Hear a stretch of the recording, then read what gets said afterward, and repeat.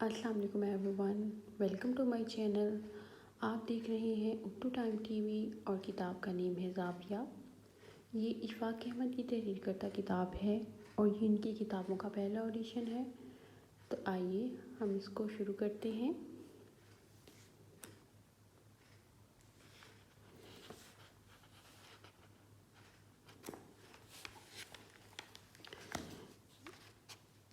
तो आज हम एक न्यू कहानी शुरू करेंगे। एक उस्ताद अदालत के कटहरे में। इल्म के बारे में इंसान हमेशा सरगर्दा रहा है और आज के दौर में हसूल इल्म के लिए बहुत सी कोशिशें सही, गलत, कमज़ोर, पेचीदा, ख़मीदा सूरत इख्तियार की जा रही हैं। लेकिन मैं समझता हूँ ये जो सारी कोशिशें हैं ये इंसान के एक बेहतर मुस्तकबिल की नवीद के लिए यकीनन ममदूह मावन साबित होंगी। इल्म हासिल करने के लिए जब हम भाई अपने गांव से लाहौर आए तो हमारे अब्बा जी ने एक घर लेकर दिया फ्लेमिंग रोड पर। वहाँ अख्तर शेरानी रहते थे। मैं तो चूँकि फर्स्ट ईयर का तालिब इल्म था इसलिए इनके नाम से या इनके काम से इतना आशना नहीं था, लेकिन मेरे बड़े भाईजान इनको जानते थे और इनकी बड़ी कद्र व मंजिलत करते थे। बहरहाल जहाँ हमारे अब्बा जी ने और बहुत सारी मेहरबानियाँ की थी वहाँ ये एक खानसामा भी दिया था जो हमारा खाना पकाता था। इसका नाम अब्दुल था। अब्दुल को ज़िंदगी में दो शौक़ बड़े थे, एक तो अंग्रेज़ी बोलने का, अंग्रेज़ी तालीम हासिल करने का। जैसे आजकल बहुत ज़्यादा अंग्रेज़ी ही को इल्म समझा जाता है और अंग्रेज़ी के असूल के लिए ही जान लड़ाई जाती है। अब्दुल को भी इसका बहुत शौक़ था। दूसरे इसको अच्छी कन्वेंस का बड़ा चस्का था। चनाचा कभी इसे भाई ख़त पोस्ट करने के लिए जीपीओ भेजते तो वो कहता था अगर आप अपनी साइकिल दे दें तो मैं बड़ी खुशी से जाऊंगा और बड़ी खुशी से आऊँगा। इनकी साइकिल के करीब से जब हम गुज़रते थे सलाम करके, लेकिन हमने भी इसे कभी हाथ नहीं लगाया था। तो अब्दुल पर वो कभी मेहरबान ज़रूर होते थे और वो साइकिल लेकर इनका ख़त पोस्ट करने के लिए फ्लेमिंग रोड से जीपीओ जाता था और मेरे हिसाब के मुताबिक 4 साढ़े 4 मिनट में वापस आ जाता था और इस हालत में सांस इसकी फूली हुई और माथे पर पसीना होता था। मैं इसकी मुस्तैदी से बहुत खुश था कि ये जो अपनी व्हीकल है इसको इतने शौक़ से और इतनी मुस्तैदी से इस्तेमाल करता है। एक मर्तबा इत्तेफाक ऐसा हुआ कि मैंने देखा बाज़ार में वो वापस आ रहा था।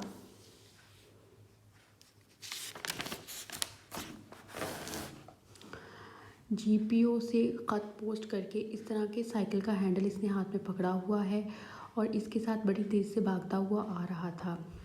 इसके ऊपर सवार नहीं था तो मैंने इसे रोक लिया। मैंने कहा अब्दुल ये क्या है? कहने लगा मैं भाजी का ख़त पा के आया तो जल्दी वापस आया। मैंने कहा तो साइकिल लेकर गया था? कहने लगा हाँ जी। तो मैंने कहा इस पर सवार क्यों नहीं हुआ? कहने लगा इज़्ज़त की खातिर लेकर जाता हूँ, साइकिल मुझे चलानी नहीं आती। तो आज भी तकरीबन हमारा मामला अब्दुल जैसा ही है। दूसरे इसको जब छुट्टी मिलती थी वो अंग्रेज़ी फ़िल्म देखने जाता था। माल रोड पर यहाँ 2 सिनेमा थे जिनमें अंग्रेज़ी फ़िल्म लगती थी। इसको इसकी बड़ी दीवानगी थी, अंग्रेज़ी सीखने का चस्का और अंग्रेज़ी सीखने की लगन।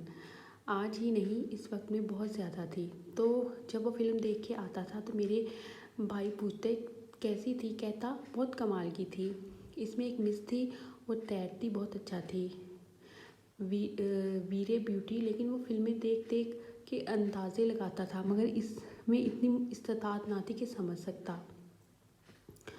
कोई लफ्ज़ इसे अंग्रेज़ी का समझ नहीं आता था, ना ही वो इसका तलफ़्फ़ुज़ अदा कर सकता था, ना ही इसको बयान कर सकता था।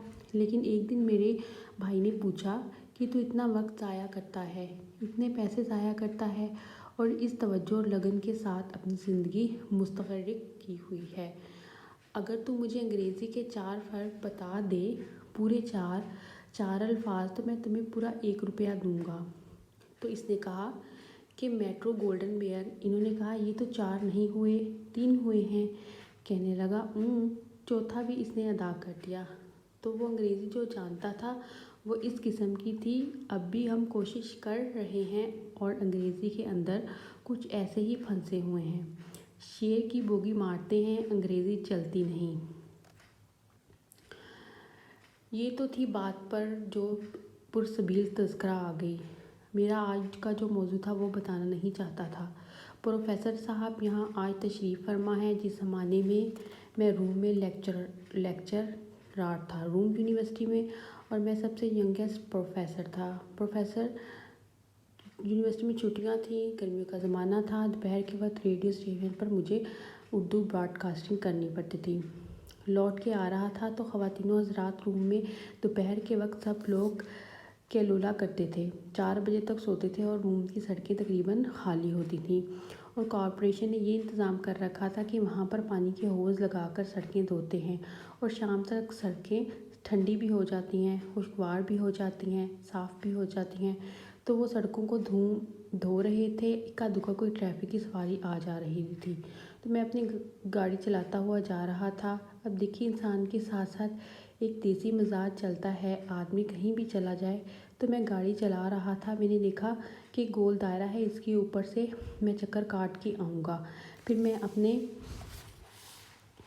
घर की तरफ मुड़ूंगा। तो ये बड़ी बेहुदा बात है, बीच में से चलते हैं, इस वक्त कौन देखता है, दोपहर का वक्त है। तो मैं बीच में से गुज़रा, वहाँ एक सिपाही खड़ा था।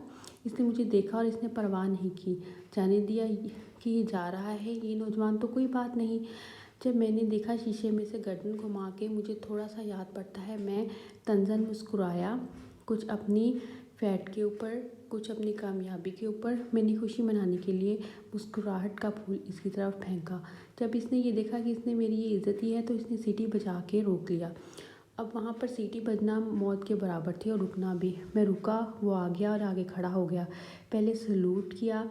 वलायत में रवाज है कि जब भी वो आपका चालान करते हैं, आपको पकड़ना होता है, तो सबसे पहले आकर सलूट मारते हैं। तो इसने खड़े होकर सलूट मारा। अब मैं अंदर थर थर काँप रहा हूँ। शीशा मैंने नीचे किया तो मुझे कहने लगा कि आपका लाइसेंस। तो मैंने कहा मैं ज़ुबान नहीं चाहता। इसने कहा चंगी भली बोल रहे हो। मैंने कहा मैं नहीं जानता, तुम ऐसे झूठ बोल रहे हो, मैं तो नहीं जानता हूँ। कि इसने कहा नहीं, आप अपना लाइसेंस दे दें। तो मैंने कहा फ़र्ज़ करें जिसके पास इसका लाइसेंस ना हो तो वो फिर क्या करे। इसने कहा कोई बात नहीं, मैं आपका चालान कर देता हूँ, पर्ची फाड़ के तो ये आप ले जाएं और जुर्माना जमा करवा दें। मैं तो ऐसे ही मांग रहा था। इसने कहा मुझसे गलती हो गई। इसने मुस्कुराते हुए कहा गलती हो गई थी तो चले जाते। इसने बगैर मुझसे पूछे कापी निकाली और चालान कर दिया, और चालान भी बड़ा सख्त, 12 आने जुर्माना। मैंने ले ली पर्ची। मैंने कहा मैं इसको लेकर क्या करूं। इसने कहा अपने किसी भी करीबी डाकखाने में मनी ऑर्डर की खिड़की पर जमा करवा दें, बस वहाँ कचहरी नहीं जाना पड़ता, धक्के नहीं काटने पड़ते, बस आपका जुर्माना हो गया, आप डाकखाने में दे देंगे। तो बस मैं जब चालान करवा के घर आ गया तो मैंने अपनी लैंड लेडी से कहा मेरा चालान हो गया है। कहने लगी आपका। मैंने कहा मैं क्या करूं। अब इनको ऐसे लगा कि हमारे घर में जैसे जैसे एक बड़ा मुजरिम रहता है, और इसने अपनी बेटी को बताया कि प्रोफेसर का चालान हो गया है। बुढ़ी माई थी इनकी, एक सास थी, इसको भी बताया। साथ रोते हुए मेरे पास आ गए। मैं बड़ा डरा कि याला ये क्या है। कहने लगे तो शरीफ आदमी लगता है, अच्छे ख़ानदान का लगता है, मैं तुझे ये किराए पर कमरा भी दिया हुआ है, लेकिन तू वैसा नहीं निकला। खैर, घर खाली करने को तो नहीं कहा। जो बूढ़ी माई थी इनकी सास, इसने कहा हो तो गया है बरखुदार चालान, लेकिन किसी से जिक्र ना करना, मोहल्लेदारी का मामला है। अगर इनको पता चल गया कि इसका चालान हो गया है तो बड़ी रुसवाई होगी, लोगों को पता चलेगा। मैंने कहा नहीं, मैं पता नहीं लगने दूंगा। मेरी लाअबाली तबीयत, 26 साल की उम्र थी। चालान जेब में डाला और निकल गया दोस्तों से मिलने। अगले दिन मुझे जमा करवाना था।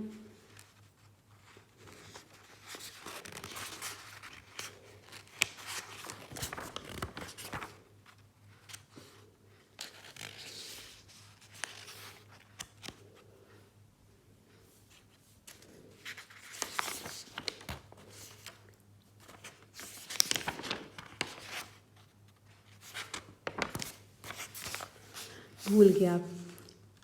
फिर सारा दिन गुजर गया। इससे अगले दिन मुझे असूलन जमा करवा देना चाहिए था, तो मैंने कपड़े बदले तो इस पुराने कोट में रह गया। शाम के वक्त मुझे एक तार मिला कि मोहतरम जनाब प्रोफेसर साहब, फ़लाँ फ़लाँ मकाम पर फ़लाँ चौराहा है, आप पर आपका चालान कर दिया गया है फलां सिपाही ने, ये नंबर है आपके चालान का, आपने अभी तक कहीं भी चालान के पैसे जमा नहीं करवाए, ये बड़ी हुक्म अदुल्ली है, मेहरबानी फरमाकर इसे जमा करा दें।